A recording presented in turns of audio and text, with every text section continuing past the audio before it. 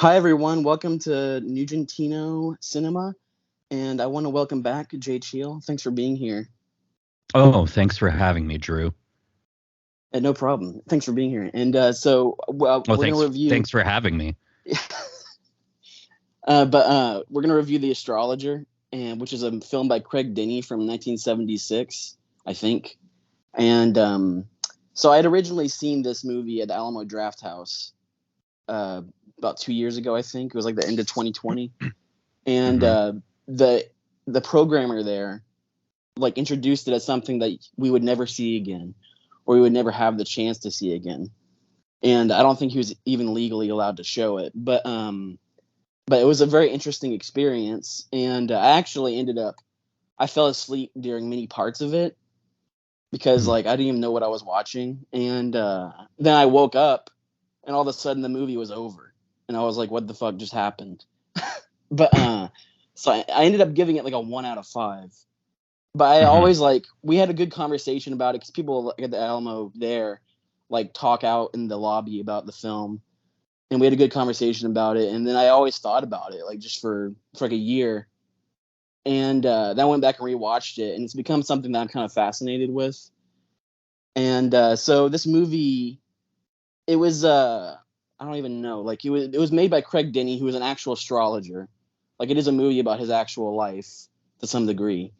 And I think he self-funded it, and then but it's weird because it uses all kinds of like copywritten music, like it uses the Moody Blues, and I think that's a big reason why it hasn't been accessible, because all that they haven't been able to get the rights to it, and I think it actually is owned by like Paramount or something, which is weird, but because I know it was supposed to be released like I think by the Drafthouse or by Drafthouse Films on Blu-ray. But they couldn't actually release it because of the rights, or because Paramount had some issue. But there is a trailer for it, which is a really good trailer. So it went as far to have a trailer, but it was never actually released. And is it a vanity project? Yeah, definitely. I love. I mean, there's one coming out, I think this week. What's his name? Michael Flaherty, the king, or what is he? The King of Dance or whatever, is releasing. Oh, I think it's called Blackbird. Is it Blackbird? But it's a self-funded movie by the guy who does the Riverdance thing. And it looks insane. But yeah, it's the sort of I love these vanity projects where someone just pulls together a bunch of money and creates a story around them being the central character, and often placing them in, love scenes with younger women. Yeah, for sure. And had you ever seen this movie before?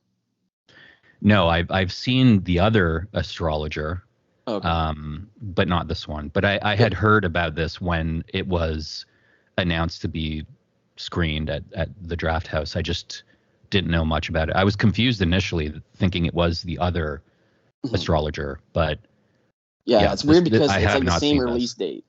Yeah, right. It's like the same year, so a lot of people will log it on Letterboxd as they watch the other Astrologer, and then they'll log that. But then also, like if you look at the Astrologer, like the Letterboxd and like where to stream it, it says it's available on Vudu, but it's not. It's the other one. But the posters are a little bit similar as well. Yeah, there's I think it's just a guy's face on the other one. Yeah. Kind of like staring out. But what were your thoughts on the movie? It's one of those movies where, I mean, I generally have not across the board, but if there's something I don't follow in the movie, it's going to be the plot. If I'm not engaged by story or character, or it's just the visuals, or the plot will just completely, I'll lose the plot. And you watch something like this and think, okay, was there ever a plot to lose? First of all, and there is a plot through it, but it jumps from moment to moment so quickly that it's hard to keep up. And obviously it feels like there's a lot of repurposed footage in here that is being strung together with a narration that's creating story elements out of things that don't really have story elements, and a lot of newspaper headlines and extended montages set to music that don't really go anywhere, although they're kind of interesting, like the travel sequence on the boat with just calendar pages coming up for like 3 months worth of calendars. And the dinner scene near the end where it's that's like fantastic. 2.5 minute dinner scene that just ends in the water being thrown in the guy's face. But if I were to be quizzed on what this movie is about plot wise, I would be completely lost. I mean, it feels like there are moments. I know Harmony Korine, when he made Gummo, had described the film as that feeling when you leave a movie and you remember moments rather than the plot. So it's just like moments stand out, and that's why it's structured like that. And this feels similar in that you imagine like what you're watching is the memory of having watched a movie 10 years ago, and you're just getting like the little glimpses of, oh, I remember that weird dinner scene. I remember that weird travel scene. I remember that weird cut to Kenya with for like the jewel section. So it feels like a weird sort of like memory with gaps in it, and it doesn't totally make sense. But there are some moments that felt inspired, and then there are other moments that you really felt like it's barely holding together. It felt which is also interesting. Yeah, for sure. I feel like there was a very loose script, and that he's just kind of like cobbling it together as best he can. I mean, it's only like 77 minutes, so it barely even makes it to feature length. But and it's also interesting how the end, like, it just like cuts off, like it's just done. And there's lots of moments like that, like the one guy gets shot and then just cuts, and it's like she went to prison for 8 years, and then it moves on. But there's a lot of strange stuff like that. The quicksand moment with like characters are just dispatched off screen, and you get a narration line about them being dead or being missing or whatever.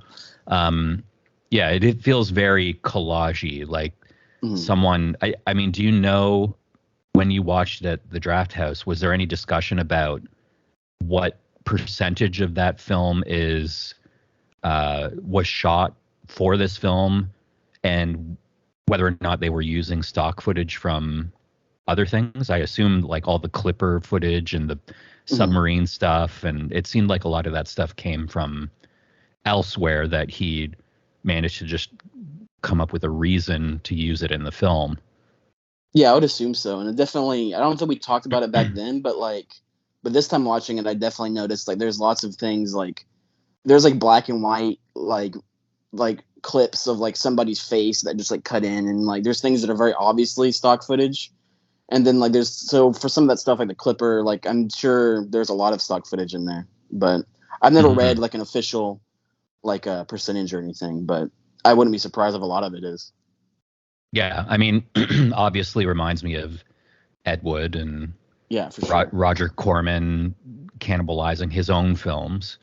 So I wonder if there's also, beyond the fact that they're using music that they're not allowed to use, I wonder if there's also an element of footage in there that was not cleared or cannibalized from somewhere else, or if they had access to some library of footage that they felt was enough to inspire them to make the film. I mean, I'd be curious. Again, I don't really know much about the story surrounding the movie, but was he using it as a way to get into filmmaking, or was he using it as some sort of self-promotion for his astrology? Think both. Yeah, I would think probably both things. It's interesting how in the middle of the movie you literally have him making the movie that we're watching, and he watches it in the theater, and that was really weird. That's the cool element, although it doesn't really Like, it doesn't go into it that much. It again just breezes over everything so quickly that, you know, you see him watching a movie called The Astrologer within the movie The Astrologer, but then it so quickly goes to like him talking about TV shows and having this empire and it all crumbling down. And you never really have the chance to catch your breath to actually feel anything for him, you know, or any sort of like feeling of accomplishment or tragedy or anything. It really is just a series of scenes strung together, held together by narration and stock footage. And the pacing, if anything, the pacing is the thing that's like the weirdest in the movie. For sure. It's just so quick and hard to follow. And, you know, it's a lot of seams in this baby. Yeah, for sure. It felt like he didn't really know how to make a movie. Like, it felt like he maybe had some idea of it, but like he didn't really know how to piece it together and didn't have anyone really telling him how to.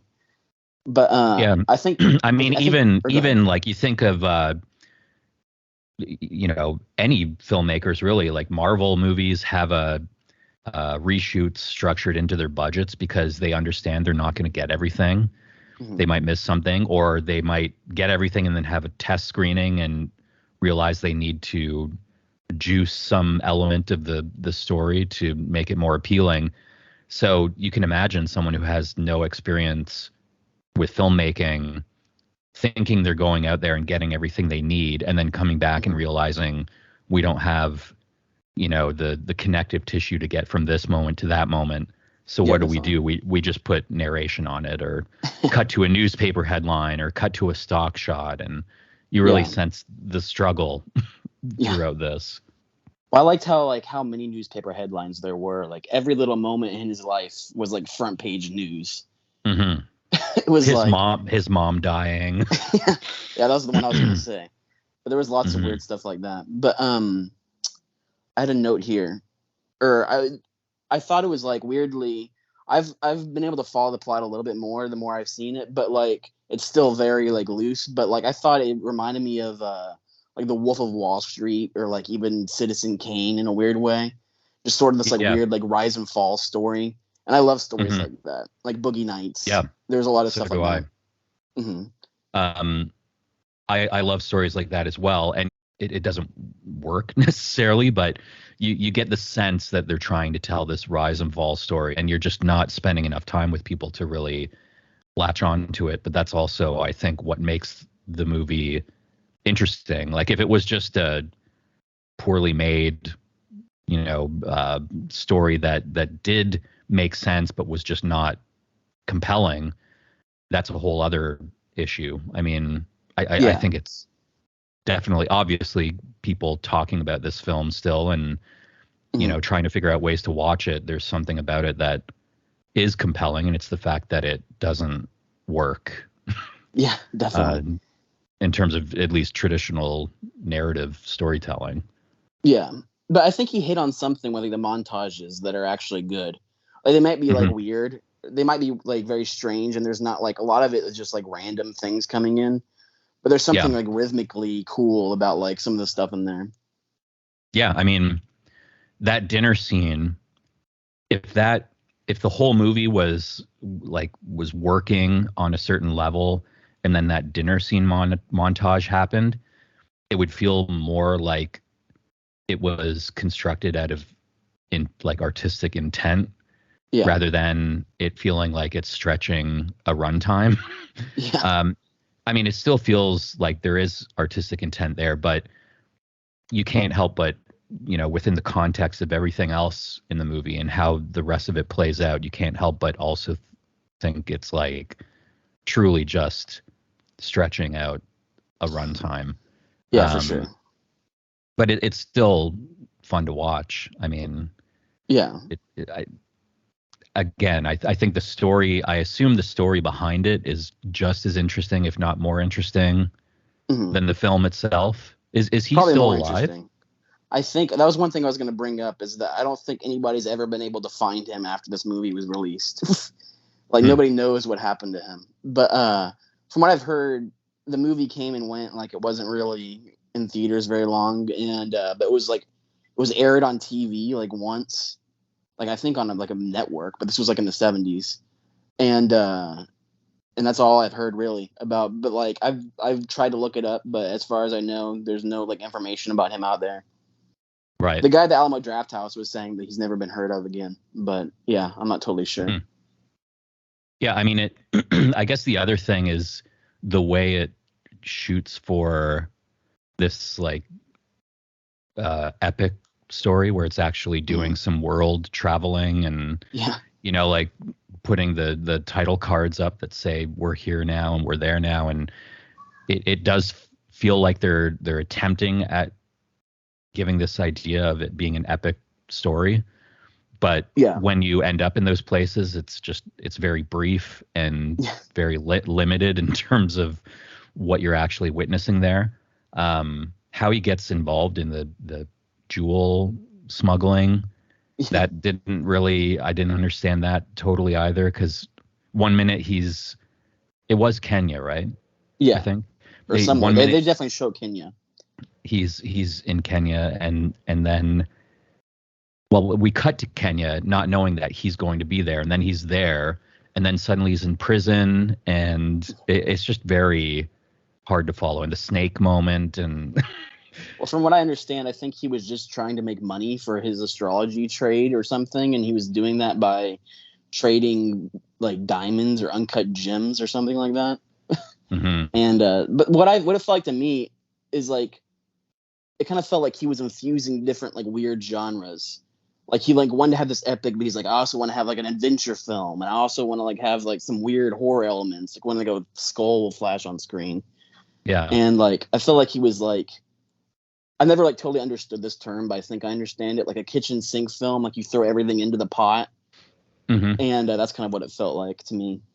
You throw the kitchen sink into the pot and stir it up. Can you? How many times have you seen it?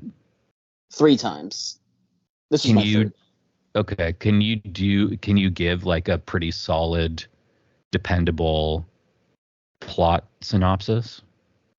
I mean, I'm not totally sure if I can. I mean, I think I can a little bit, but like I don't know. From what I understand. Can you try? I can try.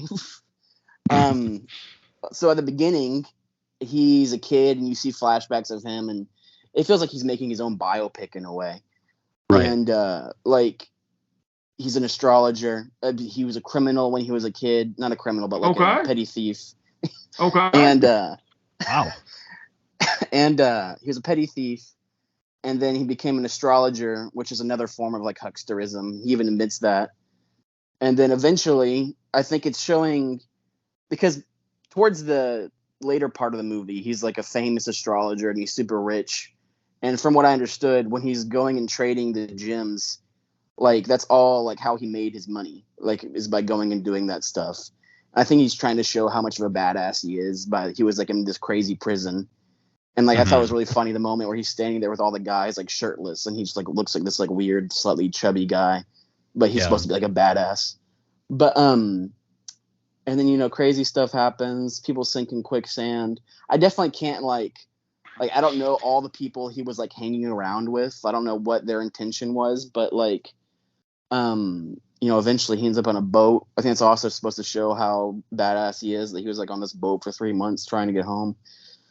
And he gets hired as a consultant in some form by the Navy to predict a boat or a sub being sunk or something like that.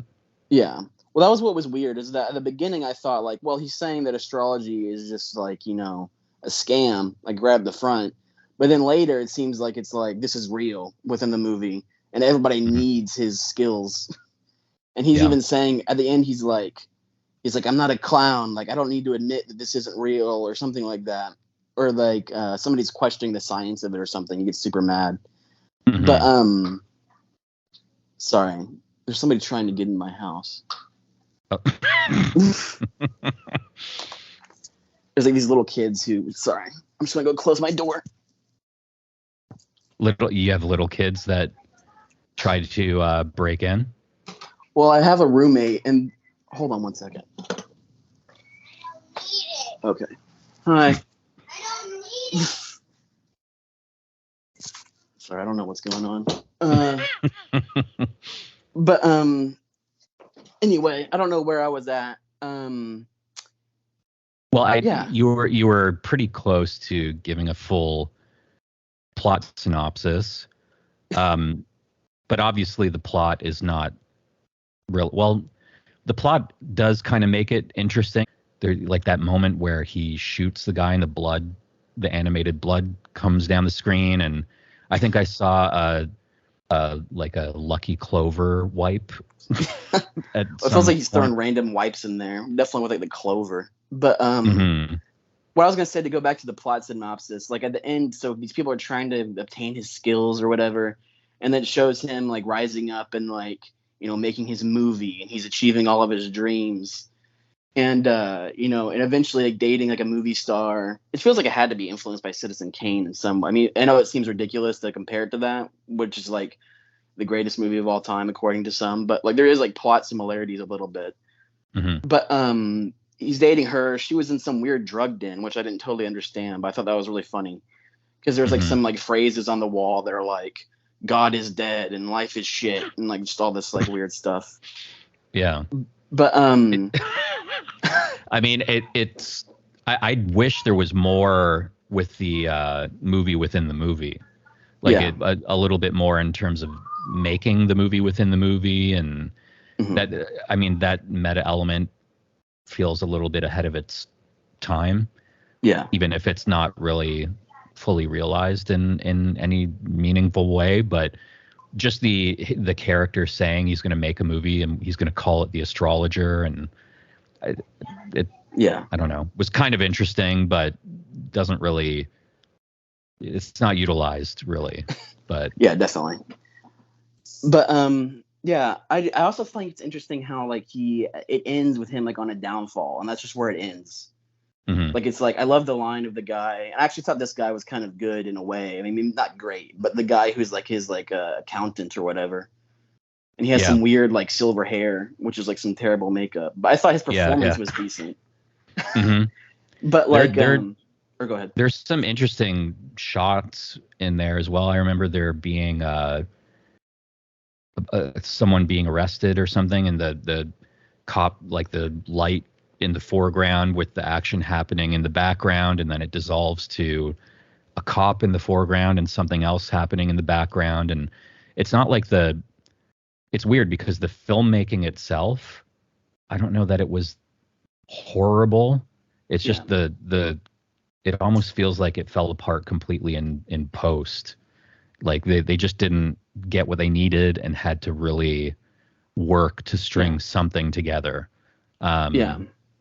So I maybe with a better script and like someone who could actually keep track of what they need to film, it could have been something that played a little more, I don't know, made more sense, I guess, as a film. But again, it would lose the charm of it not making sense as a film. Yeah, for sure. Yeah. Well, what was the audience reaction when you saw it? Well, it was like this like mystery screening, so we didn't even know what we were gonna see. And a lot of the people there are like regulars. It was pretty much all regulars. Anybody who's willing to just go blind into something is somebody who's like, you know, usually like a fan of the place. And so it was a lot of the same people I'd met before. And but people were laughing. Like there was like it was a lot of laughter. But like especially at the beginning when he's like standing there shirtless, or like the one line where the guy's like, "You're not an astrologer, you're an asshole." That got a big laugh. And just like people laughing at like random, like just the way things would cut, or like just it ending abruptly. I remember people being like, "What?" or like just being shocked when it ended.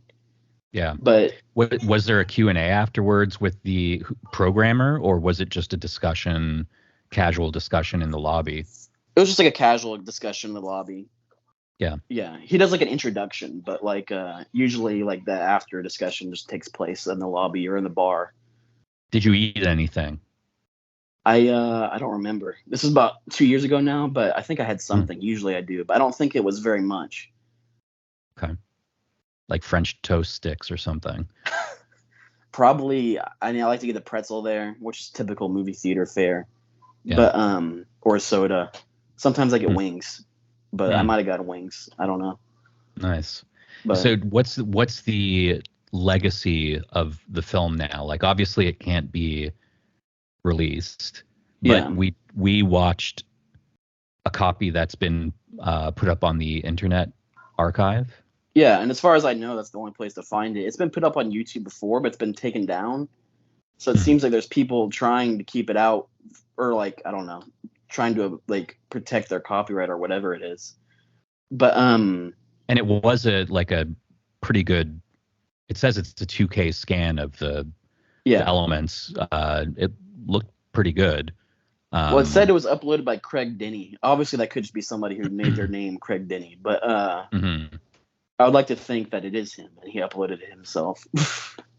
Yeah, I mean, I've heard of filmmakers that if they make I can think of one filmmaker in particular, but I won't say who it is because I don't know how legal or what the issues are with doing this, but someone who made a documentary and didn't get all of the music cues that they wanted, and it never got like a release beyond DVD, and they ended up putting a high quality version on Vimeo, password protected, with all of the music cues that they wanted, like essentially the version of the film they were hoping to have. Yeah, And that's they pretty made cool.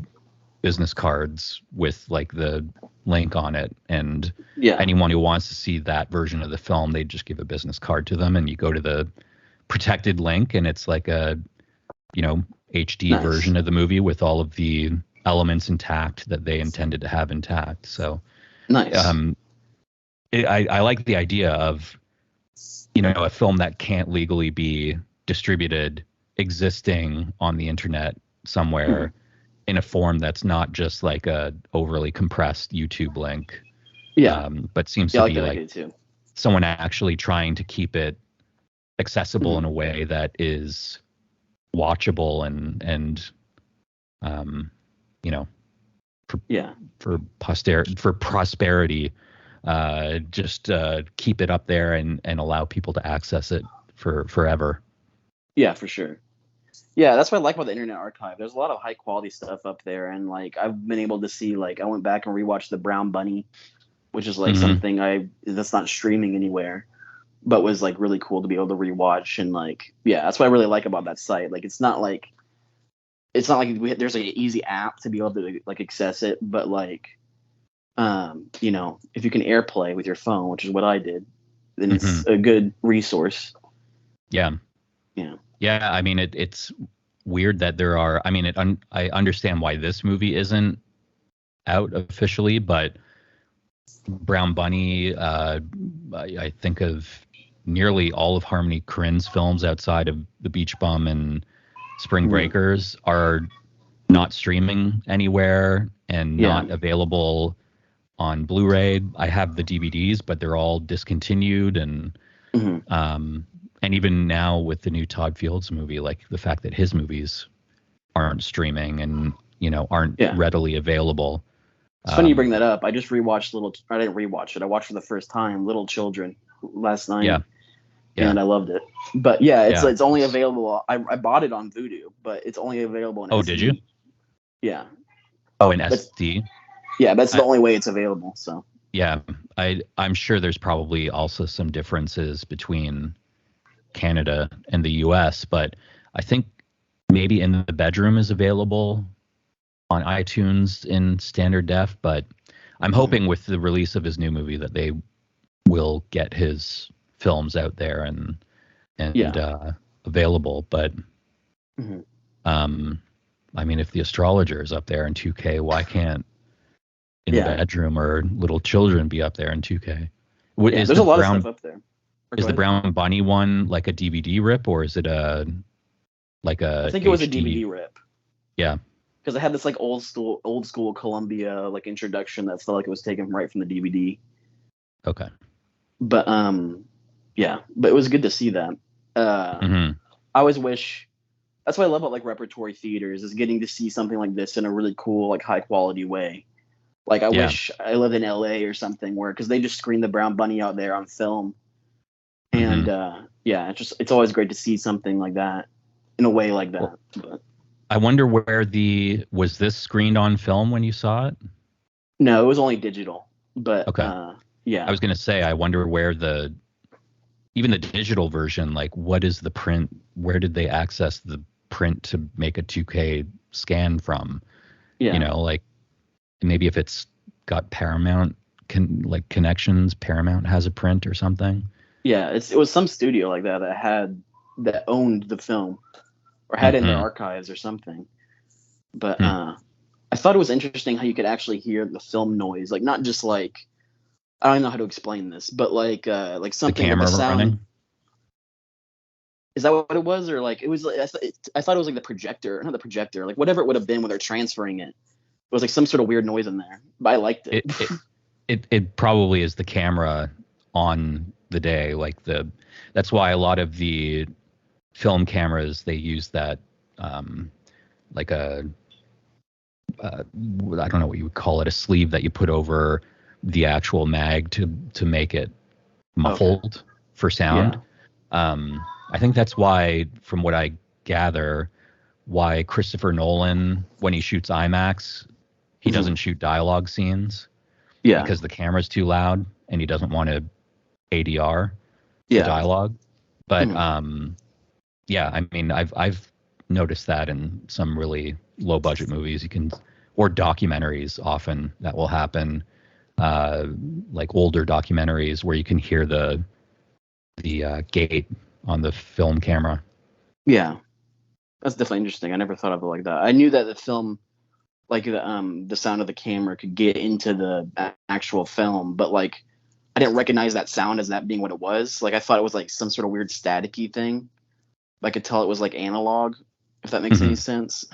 But Yeah, I mean, film cameras make noise, and if you're not accounting for that or planning to replace the audio after the fact, or shooting in a way that avoids that as much as possible, you'll hear that noise on the track, yeah, which usually you don't want, but yeah, sometimes it's yeah, nice to hear, especially in docs. I feel like sometimes hearing that film camera noise, hmm, it's like a weird sense of, it makes it even more real because it's acknowledging that you're hearing the device that's capturing the image, yeah, which is interesting. But yeah, for yeah, sure. that's probably what you were hearing.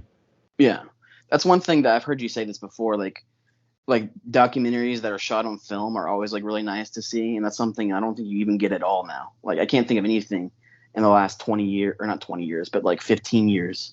That was a documentary shot on film. Yeah, it's very rare now. I think because it's just so obviously I don't know that for a documentary, like I look back at American Movie and the amount of footage that they must have shot for that. Hmm. Um, that comes to mind because it's like it was made over a series of years, but released kind of in the just before the digital Hmm. era started. Yeah, So it's like new enough to kind of appreciate the fact that they were still shooting on film, but it was close enough to digital yeah, that I'm kind of glad that they didn't make it a yeah, couple years later, because then the whole thing would have been shot on video. yeah, But the yeah, the kind of like, you really have to know what you're doing to shoot a whole week's yeah. worth of footage on film for a doc, and know that it's Hmm. going to turn out. I think with American Movie, I could be wrong, but I feel like they actually weren't developing it, like Hmm. the footage as they were filming. I think they needed to raise money to develop it all at the end or near the end. So Yeah, they might not have even known what they had for a period of time. yeah, But yeah, it's people are still obviously shooting film for scripted occasionally, but I've we shot a little bit of film for Cursed Films too. Yeah, I love that stuff, by the way. Even that was like a chore in some ways. Well, I was really impressed when I heard that y'all shot that on film. Like, it was that y'all actually did that, but it looked great. Yeah, the stuff that was shot on film looked great, and then there was some stuff that was shot digitally and transferred to film because we had visual effects, digital visual effects to add, and couldn't do that. It was easier to do it digitally and then transfer. But yeah, I would love to shoot a whole doc on film, but I also understand why it's a tough sell. Yeah. Does it help, like, when you shot that, like, does it help that you have some experience shooting on film? Like, I know you made your first short film on film, like, when you were in film school. Because if I was making something on film, I would have no idea what I'm doing at all. Because I've only ever worked digital. Or not if anything, it helps having a cinematographer that has worked with film. Okay, yeah. Like, so it's really about finding someone who has that experience. I noticed. I was just going to say, I noticed that your cinematographer was the cinematographer of The Dirties, which I had no idea. Which I thought was pretty cool. Yeah, and he worked on Operation Avalanche as well. So a lot of like that was shot digitally and transferred to 16. Yeah. So that's the process that we used for some of the stuff in Cursed Films where we had to shoot digitally for logistical reasons, but otherwise a lot of it was just shooting 16 on a Bolex or and it looked great.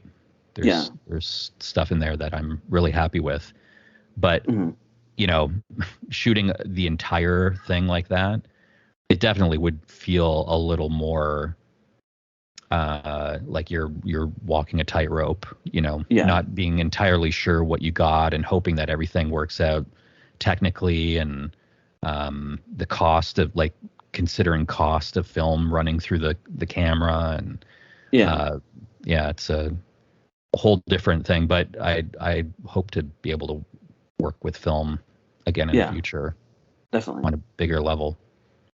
People always say that it helps artistically when you have limitations, when you can't just, like, do everything. So I think sometimes it helps when you have those constraints. Yeah, I think it probably depends on the project and the filmmaker, but for some people, having that sort of those limitations can kind of be can guide you in a way that focuses your energy on telling the story efficiently, because you have to. Yeah, definitely.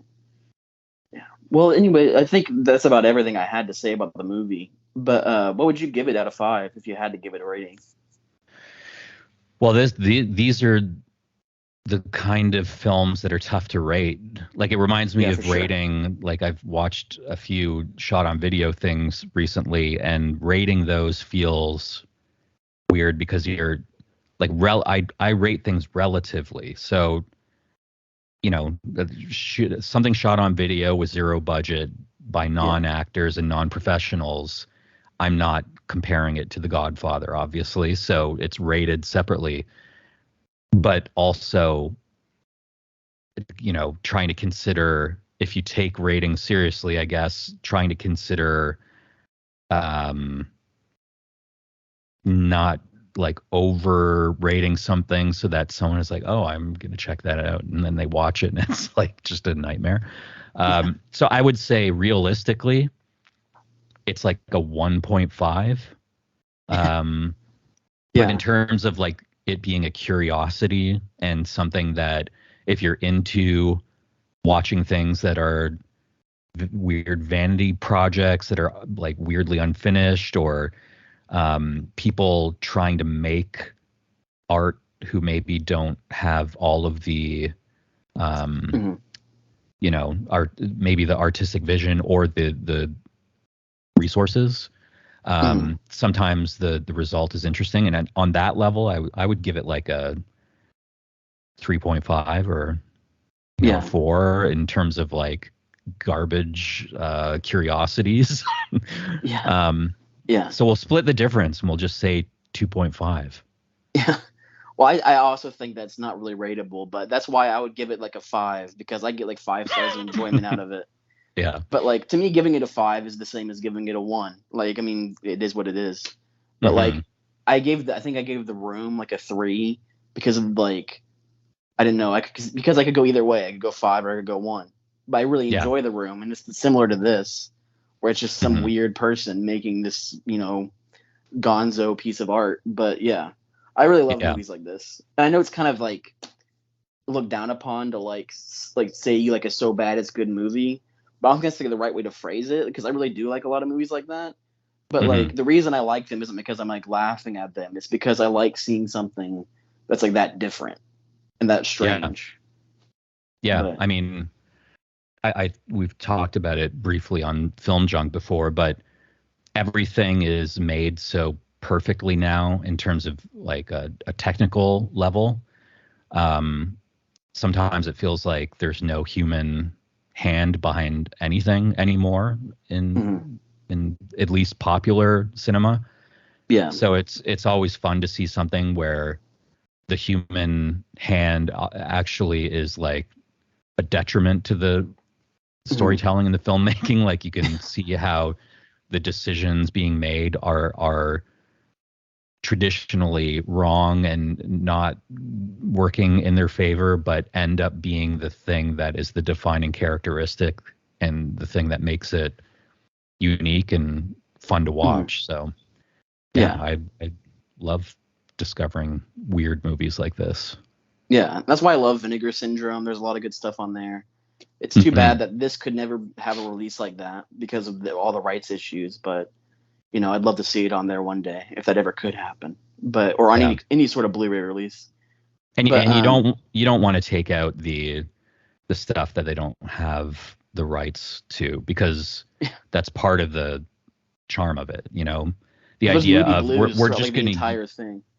we're just gonna use like these massive needle drops in our shitty little movie and not Yeah. care. Well, that's one of my Um, favorite things about it. It reminds me of like a weird, bizarro, like Martin Scorsese movie.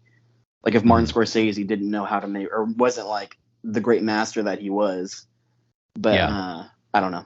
I just think it's really cool. And yeah, for sure. Like the soundtrack is one of my favorite things about it. But Hmm. yeah, Hmm. Yeah, it's a masterpiece. yeah, for sure. I could put it in my top 100. You know, it's one of my favorite Hmm. films of all time. I'm just kidding, but I do like it a lot.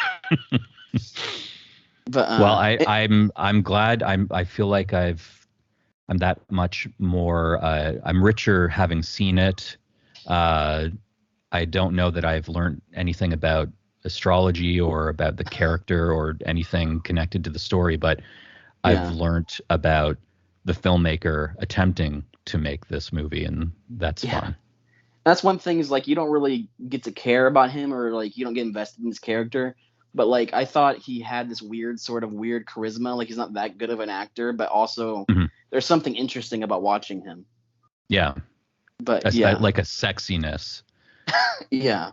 Yeah, He's always like, just like, gazing at people and I don't know, acting weird, but yeah, it's definitely I don't know. It's a cool movie or a very interesting movie. But yeah, thanks yeah. for watching it and thanks for being Oh, here.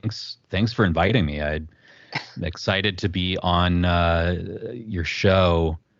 This is a high rated show, Very uh, highly rated. and Yes. I am excited to be on here talking about another project, not Chris Films. So like Yeah. someone else's work. And if we're going to talk about someone else's work, it might as well be the astrologer. Yeah, for sure. That was the first thing that came to mind is I had to show you this. If we ever Yeah. like, review movies again or like, I've always thought the idea would be cool and that's why I wanted to show you this movie. Is to like do something obscure or like just interesting out there, you Hmm. know. I don't want Yeah. to just Yeah. make you rewatch like Titanic or something, but No, I would rewatch Titanic, but yeah, it's fun to kind of talk about. I mean, usually when I talk about these kinds of movies on Film Junk, it's me talking about them on my own, mhm, unless it's like some way that I've forced Sean and mhm. Frank to watch something like L.A. AIDS Jabber. Yeah, I was gonna say I love Um, seeing that. It was a good yeah, review. so that's fun occasionally, but yeah, it was a lot of fun to watch and talk about. Yeah. Well, thanks, man. Yeah, I think it was a good time. But yeah, I think it was a good time. Yeah, for sure. But yeah, thanks everyone for watching, and yeah, I'll see you later. Bye. Bye.